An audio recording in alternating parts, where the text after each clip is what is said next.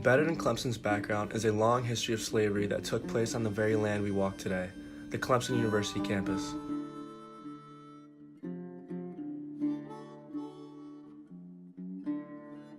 Aside from the years of slave labor induced by John C. Calhoun on his Fort Hill plantation, a labor similar to slavery continued to be exercised throughout the early stages of the university. Because South Carolina had limited resources in the years after the Civil War and already had 3 colleges, members of the General Assembly were not willing to spend money from their low funds to build a new university. Their job began when the grounds of the campus were still forested. This required them to clear the land before construction and additionally erect a dike. From here on out, any kind of labor that involved the development of campus buildings was done by convicts.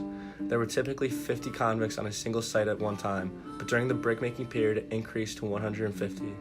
Although conditions for slaves were unspeakable, conditions for convicts were equally as harsh. Slaves were owned as property and had a monetary value. Convicts were only used for as long as their prison sentence, and some died during their work. Because the convicts had no resale value in the way that a slave would, overseers had little reason to preserve their health or look after their well-being.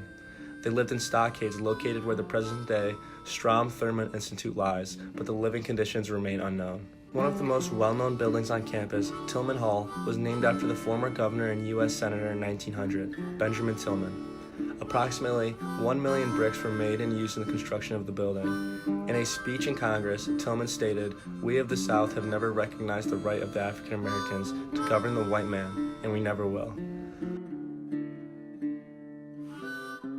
Other historical sites built by convicts that still remain on campus are Hardin Hall,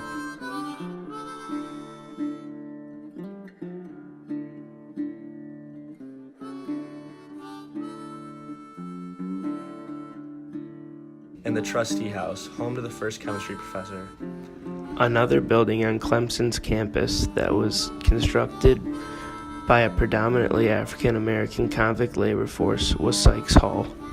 Sykes Hall was one of the original buildings on campus and is now home to the admissions department. Although Clemson isn't unique in using convict labor, we cannot rewrite the history of our university. It is crucial for us as a Clemson family to recognize and be aware of the atrocities that helped build the school we all attend.